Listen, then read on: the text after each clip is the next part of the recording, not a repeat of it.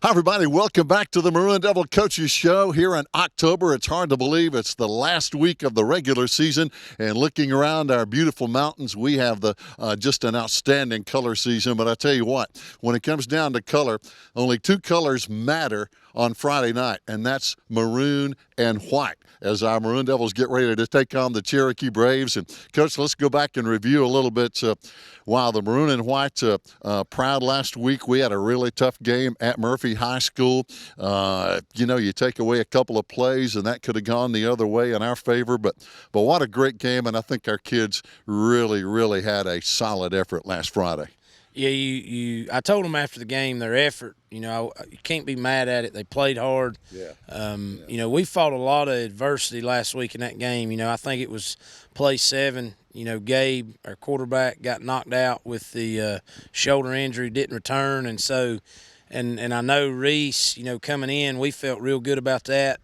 Because he's played quarterback for us a lot this year, and but our kids responded well to having something like that happen early in a ball game, and we fought, and kind of stood toe-to-toe with them. And, kids played hard. We had a few mistakes we'd like to clean up. Taking care of the football is big, and that probably ended up costing us a little bit. And, we had a couple plays that were called back because of penalties, so we got to take care of that. And, but just like to, have a chance, and our kids, they played hard, and I don't think you could be disappointed in their effort. Oh, not at all. If you can, I'm not sure how much you can talk about Gabe's condition, but Gabe is such a good player. He's an outstanding wrestler. We watched him in the baseball playoffs and in the regular season. Great kid, plays both ways. And tell us a little bit about his condition. And I know it didn't look good last Friday. Yeah, he dislocated that shoulder, and he's doing well now, but probably not going to have him for a few weeks, and just try to get him back, build him up, strength wise in that shoulder, and nothing structurally. So we're glad that for Gabe that didn't have to require surgery or anything, and so just next man up mentality for us. So we're just going to try to get ready, and we got a good game plan, and just get ready for Cherokee. Yeah. When you talk about the Cherokee Braves, of course, two of their guys really make that offense go. We're talking about Caden Smith, number 12, their quarterback, and Chase Calhoun, probably their best running back. Guys that know the system under Coach Napier up there. So when you look at the statistics, they're a lot like we are. They don't throw the ball a whole lot. They running the football is their MO, so to speak. So we have a lot in common when you look at both teams, don't we? Yeah, you turn on film, and I think against Hayesville they threw it 5 times. And, as a defensive coordinator, you look at that and you say, well, we got to stop counter, we got to stop power, we got to stop ISO. That's the 3 things they really like to do. They like to run sweeps, and, so the thing for us defensively that we're going to have to do is make them try to put the ball in the hands of somebody else other than Calhoun or Smith, because they're pretty electric when they have the football. Yeah. When you look on the defensive side of the ball, big number 43, Luke Climbing Bear. I mean, this kid has almost 100 tackles, which is a lot of tackles. So you got to be aware of where he is just about every play, don't you? Yeah, we've really stressed the first couple of days this week in practice for our lineman up front. We got to find where 43's at, because he's a good football player. He's just got a knack for the football, and he's very physical, and we got to be able to make sure we get a hat on him every play. Yeah. Now, Coach, I heard this from, matter of fact, from some other folks around the conference that the Cherokee linemen at the line of scrimmage on offense and defense are some of the most physical that we're going to see all year, that they come after you, they hit you. So we're going to have to be ready for that too, aren't we? Yeah, up front you look at them, and they're probably pound for pound the biggest offensive and defensive lines across the board that we've seen, and they play hard. They're real gritty, real physical. You watch them come off the football, and we're going to have to do some things to maybe slow them down and maybe make them think a little bit up front. But they're well coached. I know a bunch of those coaches over there at Cherokee, and the pair, he does a real good job of, I think in the weight room and stuff, they're strong, And so we're just going to have to play really disciplined and try to make them think about maybe where they're going, change up our alignments a little bit to kind of confuse their blocking schemes. Yeah.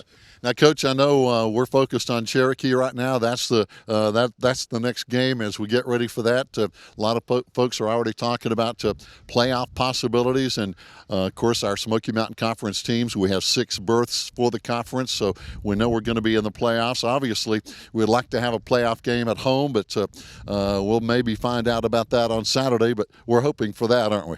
Yeah, I told our kids after practice yesterday when we got done, I said, we still got a lot to play for.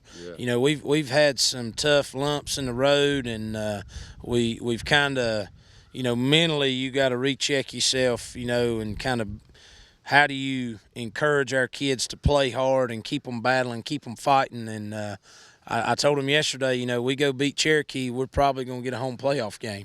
And, that would give our seniors another opportunity to play in Memorial Stadium. And I told them, especially this time of year, you look around, it's a beautiful setting.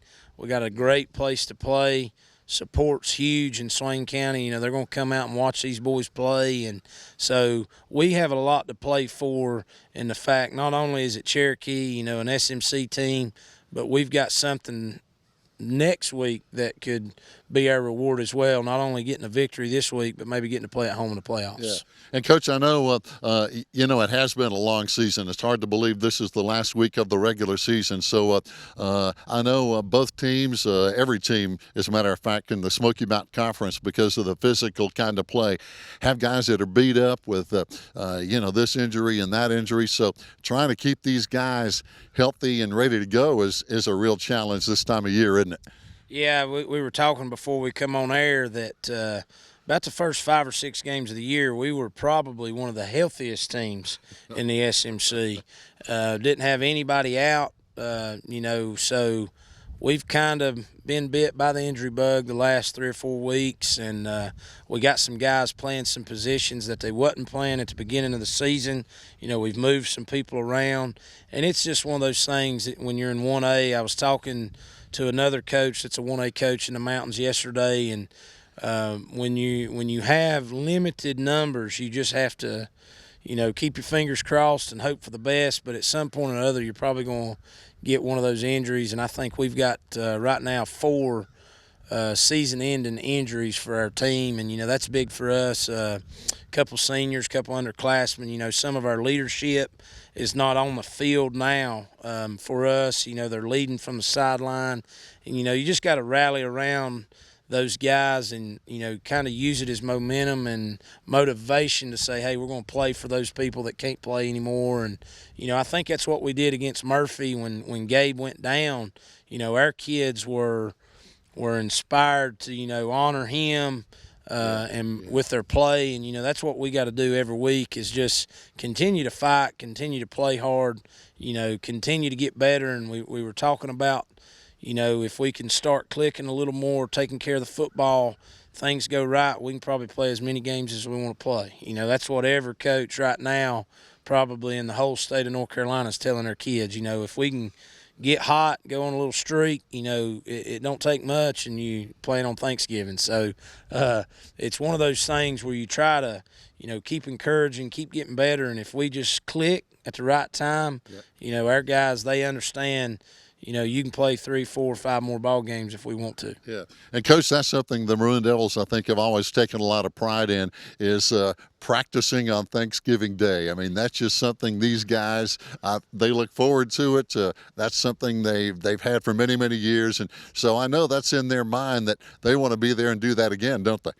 Yeah, we talk about it. It's so special when you can make a run into the playoffs, when maybe people probably thought you probably shouldn't or whatever, and at other places that I've been a part of, we were 500 and somehow ended up playing in the 3rd and 4th rounds, and you get hot and things click and you have a little luck, ball bounce your way, here and there. It's one of those things our kids understand. We still have a lot of games left if we can take care of business and kind of get hot at the right time. No doubt. Fans, it's Cherokee and Swain. What else can we say? We used to call it the old Swain County Championship. Cherokee's about 10 miles up the road up there on Big Cove. And coaches, when you go into Cherokee, their fans are into the game. Our fans are going to be into the game. So there should be a lot of momentum from both schools with a lot of pride on the line this Friday. Yeah, I told our kids Monday, I asked them to raise their hand if they had a family member playing on the other team, and about half our kids raised their hand. And I know it's the same, anytime Swain and Cherokee play in anything, you've got cousins, you've probably got aunts, uncles, or like a grandparent played at one, or your mom played there, your dad played some, So it's very it's an interesting mixture of kids and families, and it adds to the rivalry. And I've told our kids how important it is for us as a football team to represent not only our community as a whole in our county, but to represent their family in this game, because I mentioned to them Monday that you're going to be eating Thanksgiving with them. You're going to have to go celebrate Christmas and all those holidays. And I said, family reunions, you want to be able to have the bragging rights. So it's a big game, for our kids, just because of that element of the, they got relatives that are playing on that team, and it adds to the rivalry a little bit, No doubt. Fans, that's what it's all about. Swain and Cherokee, as Coach Holt just described, that says it better than anything we can say. Hey, it's going to be on this Friday. Be sure and join us right here on the Maroon Devils Network.